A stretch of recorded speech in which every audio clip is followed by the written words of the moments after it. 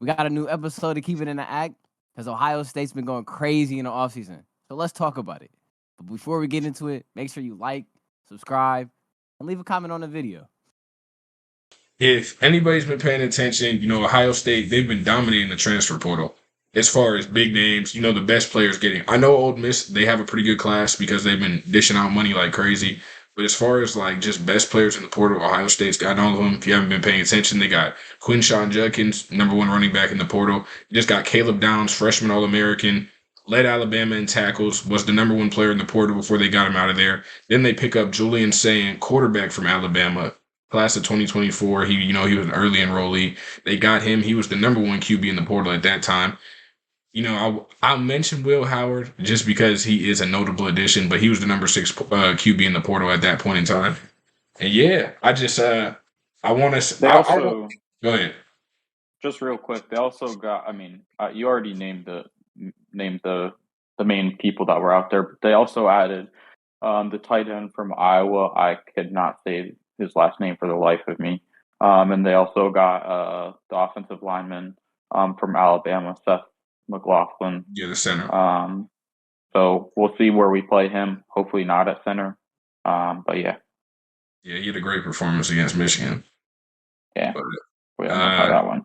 But yeah, just and then on top of the fact they got the #1 ready recruit in the country in Jeremiah Smith, signed him out the gate. So that's #1. That you got the #1 player in the transfer portal, #1 ranked player out of high school. You're getting the best people possible. But this is a great recruiting class, like always. But what is Ryan Day gonna do? What is Ryan Day gonna do? And you also have Julian Sayin too. Like he's the #1 quarterback in his class, and he might have been the top recruit out of his whole class. I'm not entirely sure about that. But I mean, again, like you said, it kind of comes down to coaching. They obviously just hired Bill O'Brien. I'm not sure how to feel about that. He's mostly he's the main offensive coordinator. But I think I saw that Brian Hartline's he's the co-offensive coordinator. So, I mean, you kind of look at O'Brien's past with the Patriots and Alabama and just stuff like that. And then he was the head coach of the Texans a while back. So I mean, he's been all over the place. Is he the right person for the offense? I don't know. And going back to the Ryan Day stuff, I mean, you kind of look at Ryan Day realizes that his job is very well essentially gone at this point of time if he doesn't. I mean, with the amount of talent he's picking up, this is the first time we've seen Ohio State as the program itself spend as much money as they do. They've never spent any money whatsoever. I mean, I don't know why they decided to do it just now. We know that Cam Ward was a big asset that we could have picked up, but we didn't end up doing that because they didn't want to spend money. But now I think Ryan Day kind of realized what's going on and what he needs to do. With the times. Yeah, and I just mentioned it to Xander a couple minutes ago, just off the recording. But CJ Stroud's actually donating. He's a big donor and just very recently. So I thought that was really interesting, just because I think I saw he's the first person or first player to do that, to donate back to the school. I don't know exactly in what way. How he's the first one to do that, but I thought that was really interesting because you just don't see that very often. Probably my whole thing, because there's no need to donate back to a college, especially one like Ohio State that's probably got more money than you could even think of. No, Ohio State makes people's yearly salaries every minute, seriously, yeah. I mean, you gotta think about the alone that they're selling. Yeah. My whole thing, just like how Cale mentioned, just how Ryan Day's job is, it really is on the line. He's had these talented rosters. You have all these first round picks from Jackson Smith and Jigba, CJ Stroud. You got Garrett Wilson, Chris Olave, all these receivers, all these offensive weapons. Haven't had a lot of defensive guys go first round recently, but that might change soon, especially with how they're doing things now. But he's just had all these star-studded rosters. Mike Hall might go first round now. I think about it. He's had all these star-studded rosters and hasn't been able to really accomplish anything with them. He hasn't beat Michigan in 3 years. You lose in the college football semifinal 2 seasons ago now, and you just have nothing to show with it. With all these 5 stars, all these 4 stars, and the pressure's on. He has to do something. And at first, go ahead. Go ahead. Now, for me, like I feel like obviously I'm not the athletic director. I don't run anything at Ohio State. But if Ryan Day can't do anything this year, you really have to consider firing it. You really do. No, yeah, absolutely. And I think to hit on that point right there with the athletic director, I think really, really big point to look at right now is they just picked up the AD from Texas A&M. And you just look at what they did. They did something extremely big for their program. They got Jimbo Fisher out of there, and he had a really lucrative contract. So you kind of look at the future, and maybe it's a little bit of a foreshadow of what's to come at Ohio State. They bring in someone like that from A&M who's dealt with the firing of that magnitude, and he dealt with that. I mean, the best he could, because I mean, there's so much money that they still have to spend to Fisher, even though he's not even coaching. So that could be something that might happen with Ohio State and Ryan Day. Yeah, I mean, only time will tell. As Ohio State fans, you hope we finally go back to the chip. You hope we get one. Only time will tell. I mean, my whole thing going back to the transfer portal and just landing Julian Sand. I wanna hear your thoughts on that. For the main fact that Aaron Nolan's been the guy in Ohio State fans' eyes for a long time now. He's been committed. I think he's been committed for about a year now. He committed. He stayed loyal. There's a bunch of teams that tried to get at him, tried to lure him to their teams with NIL, other things like that. He stayed solid the whole time. And then Ryan Day is calling him. He's straight out saying, Aaron Nolan is the future of this team. He's going to lead this team one day. And now you pick up another QB in his class, top-rated QB in his class. Just what do you think of that, Cale? What do you think of that, Donovan? Donovan, I know you don't know too much about all that, but what do you guys think about all that? I mean, there's not too much to know. I mean, it's still a QB competition where it seems as if the coach kind of did the player dirty. Okay. I mean, you don't have to be watch every move Ohio State makes to know that that's not only just kind of messed up, but it's just kind of like. I see what they did. You got to do what you got to do in order to win. At the end of the day, if the best player in your eyes is available, you do everything you can to get him. Right. But I'm just saying, I feel like there's no reason. It's this. The season's not super close. There's no reason to go out there and be like, this is the guy. This is the guy. Bro, we have a whole offseason to go. There's no reason. Yeah, and the other thing that I think is kind of odd with the Julian Sane thing, I want to hit on the Caleb Williams thing here in a second, but I just think it's kind of weird, actually, because, I mean, you look at that QB room right now, and from my point of view, I kind of just looked at it a little bit just over the past few days, and I've kind of just wondered about it. And I think at some point of time over these next few months and the offseason in general, I think Devin Brown's got to transfer. I think that's what's in his best interest, just because, I mean, you brought in these two young, well, I mean, Aaron Nolan's been in there for a little while now, so he kind of has that for him. He has that going for him. But Sayin just came in. Will Howard's going to be here, so you have 3 guys right there, and you kind of wonder a little bit about Julian Sayin because I mean, he comes in technically, he's coming in as in my opinion, I would say the 4th string, just because we've never seen him play, and you have guys in front of him, like I just mentioned, Will Howard, Devin Brown, and Aaron Nolan. Do we know what that order will be? I have no idea.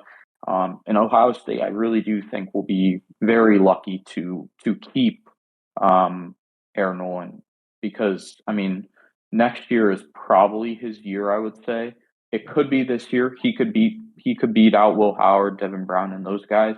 I don't see it really happening. I don't see why they would bring in a guy like Will Howard to sit the bench. Yeah. No, I just feel like I don't know why I want to put it. I was gonna try not to say anything about Devin Brown, but yeah, Devin Brown, go to Toledo, go break some records, go to Bowling Green, go to Ball State, Go turn up. Go turn up, man. Break some MAC records, but no, I don't see Devin Brown being on the roster in the future. I mean, he might stay. You know, he might try to hang it out. You know, he might try to really be in that program, but it's not likely that he ever is the starter, like ever. Even if everybody would have to get hurt. I'd say the only person he's 100% guaranteed a spot over is Julian Sand at this point, and that's just because he came to Ohio State last second. Alabama was his true choice. That stuff, like, but nah, I don't see Devin Brown really being significant for the team in any facet. Yeah, absolutely. And I think the other thing to kind of look at too, kind of just to jump off to the side here a little bit, was, I mean, you have a player like Julian saying, I can kind of understand. It's kind of contradicting points because I said earlier that it didn't make sense why he was coming in, but for Caleb Downs to come in here, it makes a lot more sense. Now, does it make sense overall? Like, just as if you look at all the viewpoints in general, not really. I actually was really thinking he was going to go to Georgia. His former cornerback coach, he just accepted the job with UGA to become their co-defensive coordinator and their safeties coach. And he played high school ball an hour from Athens, I think. So I think it's kind of, I don't know, it kind of concerns me a little bit, but I think that's kind of just the direction the game's heading at this point. NIL is what's going to bring them in. Now, is there something that I don't know that like Caleb Downs saw, like playing under Jim Knowles, playing under this just absolutely, it should be the number one defense by an absolute mile, just because of the amount of people they're bringing back. So I think that might have to do a little bit with it. But I'd be interested to see the NIL numbers between what he was going to be getting at Georgia versus what he was bringing in at Ohio State. Do we think O State gave Caleb Downs a $1 million? You think they gave him $1 million?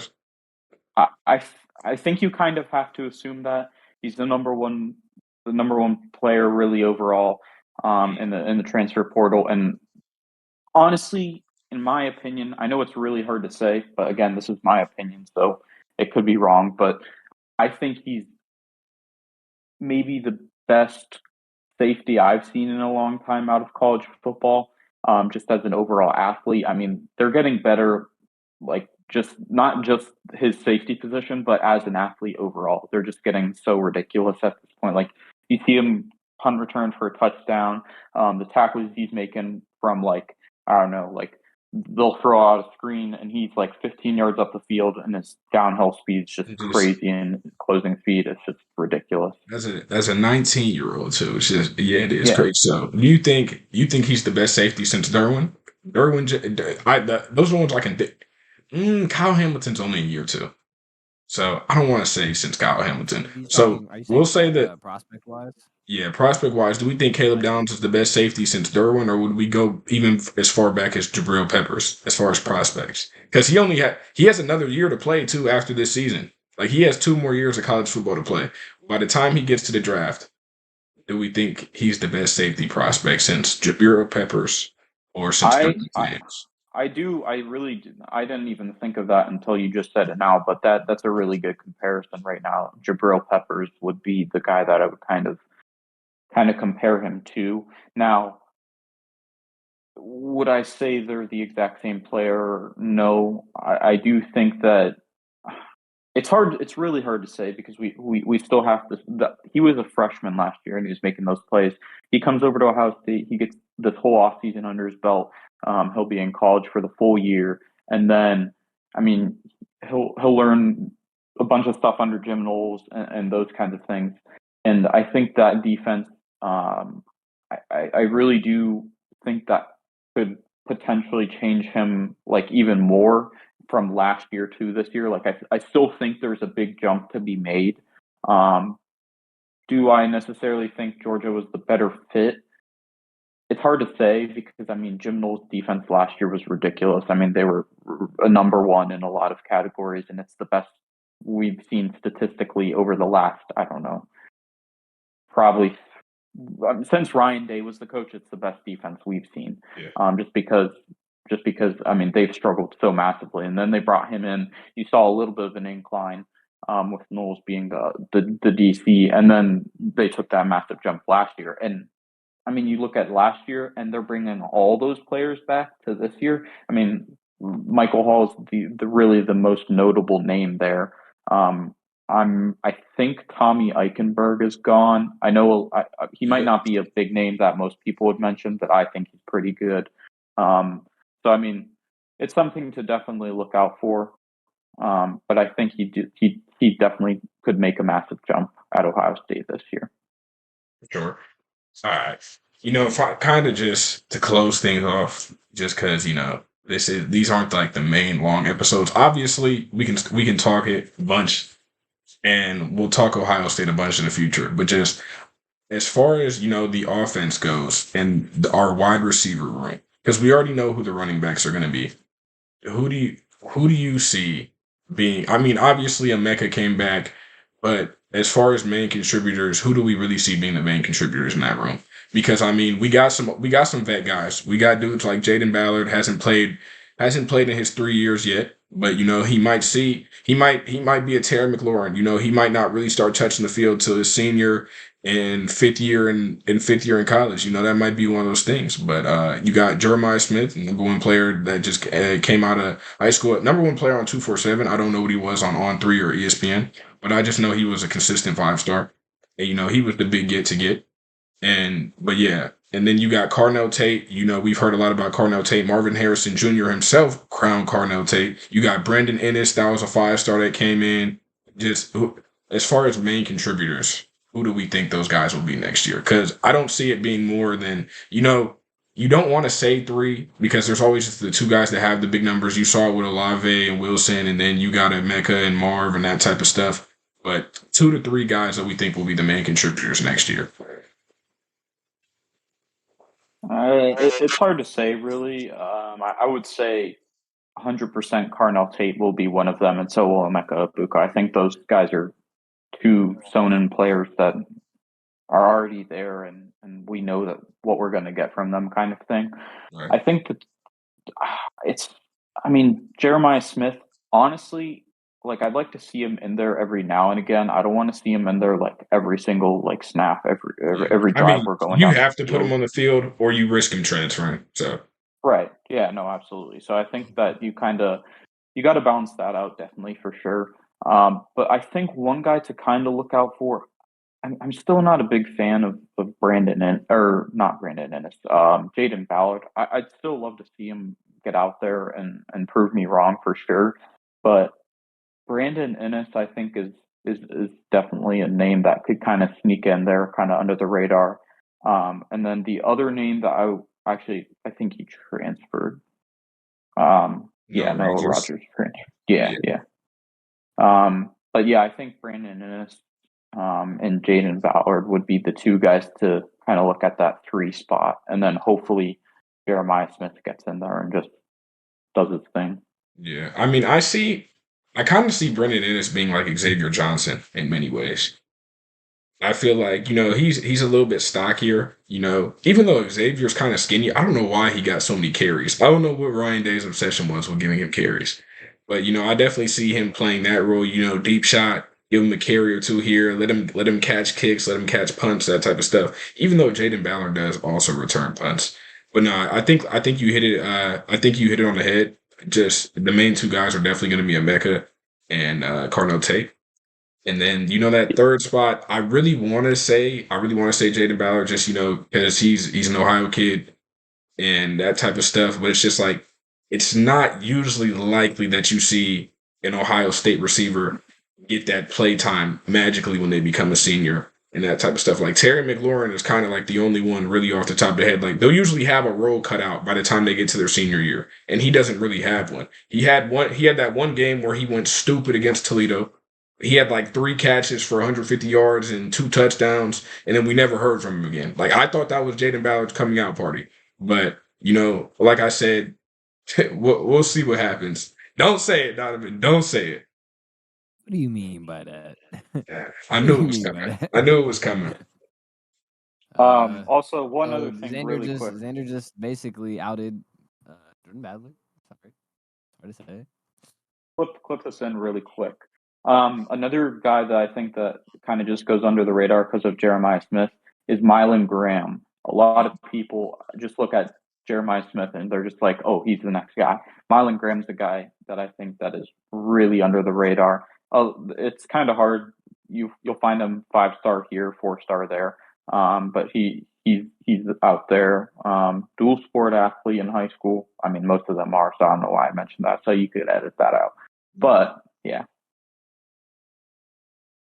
I mean, yeah, a lot of names, a lot of expectation for this upcoming season. We're gonna, we'll talk Ohio State a lot more. Maybe weekly episode, maybe multiple times a week. You never know what's really gonna happen, but we're taking steps forward. New wave of keeping the act coming. We're changing a lot of things up to see a lot. We should take a step up in terms of our content quality and the quantity. But yeah, hopefully you guys enjoyed this video. Like Donovan said earlier in the podcast, just please like and subscribe. Leave a comment. Tell us what you like. Tell us what you didn't like. We're gonna be taking all the feedback, trying to improve in the future. And yeah, that was this episode of Keeping It Act.